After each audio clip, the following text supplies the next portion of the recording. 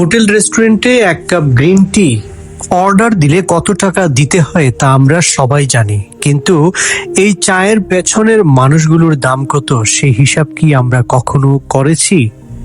1757 সালে পলাশীর প্রান্তরে যে শোষণের বীজ বপন হয়েছিল, 1880-এর দশকে সিলেট ও আসামের চা বাগানে তা পেয়েছিল প্রাতিষ্ঠানিক রূপ।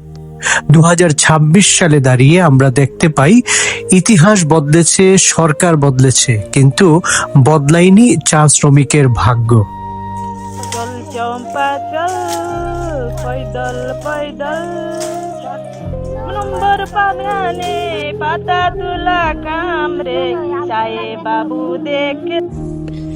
একটি পরিবারের দৈনিক উপার্জন মাত্র 178 টাকা। দিন শেষে 23 কেজি পাতা তুলতে না পারলে 1 কেজি কম হলেই কেটে নেওয়া হয় 60 টাকা। এই অঙ্কের মারপেছে লুকিয়ে থাকে ক্ষুধা, ঋণ আর অপমান। এক পরিবার থেকে কাজ করতে পারবে মাত্র একজন, বাকিরা বাইরে গেলে, কোনো কাজ করতে গেলে নিজের ঘরেই আর থাকার অধিকার থাকে না। ভিটে মাটি দখল হয়ে যাচ্ছে জোর করে, কাগজে নেই তাদের নাম, বাস্তবেও যেন নেই তাদের কোনো অস্তিত্ব।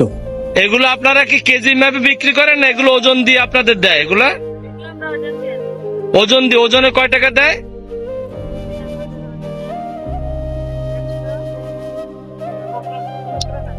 এটা গ্রিন টি। এই পাতা আমাদের মহিলারা তুলে, এটা চায়ের পাতা। হ্যাঁ, এই পাতা 23 কেজি তুলবে না, আমার ওয়াইফ 8 ঘন্টা কাজ করে 178 টাকা পাবে। 8 ঘন্টা কাজ করার পরে 23 কেজি তোলার পরে 178 টাকা পায়। জি, আর 23 কেজি কম হলে 1 কেজি প্রতি 60 টাকা মাইনাস। এইভাবে আপনাদের জীবন চলতেছে। কষ্ট হয় স্যার, ভালো মন্দ মন চায়। ম্যাডাম সাহেব যে 100 টাকা দিচ্ছেন না, আজকে 25 ডিসেম্বর না, আমার মা বলতেছিল খালি কোলা নিব, বিস্কুট আর একটা লু বিস্কুট। মন চায়, মাছ মাংস আমাদেরও মন চায়, টাকা দিয়ে হয়। এই কণ্ঠ কোনো একজনের নয়, এটি বাংলাদেশের লাখো চা শ্রমিক পরিবারের আর্তনাদ, যাদের ঘামে আমাদের সকালের চা, কিন্তু তাদের জীবনে এই স্বস্তির এক ফোঁটাও নেই।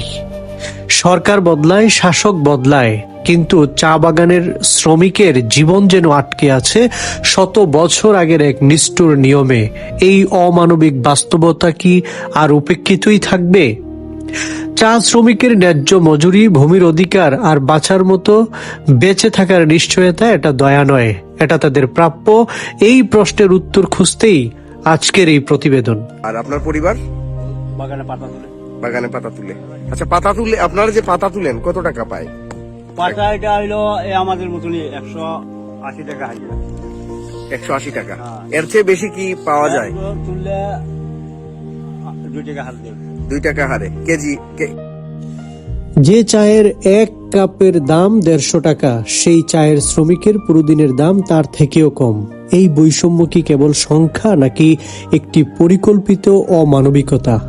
এই প্রশ্নের কোনো উত্তর নেই, আছে শুধু নীরবতা, আর আছে আমাদের অভ্যস্ত উদাসীনতা।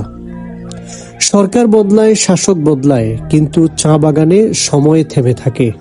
চা শ্রমিকের ন্যায্য মজুরি, ভূমির অধিকার আর বেঁচে থাকার নিশ্চয়তা, এগুলো কোনো দাবি নয়, বরং এগুলো বেঁচে থাকার শর্ত। এই শর্ত কি আদৌ পূরণ হবে? 14 সিঁড়ি আমরা এগুলা খাইয়া আইছি, এগুলা খাইতেই লাগবো আমরা রে। যায় দিন আমরা ভূমিহীন, কোনো মতে কেটে যায় দিন। চা বাগিনার বাগিচায় বাবুরে, কোনো মতে কেটে যায় দিন।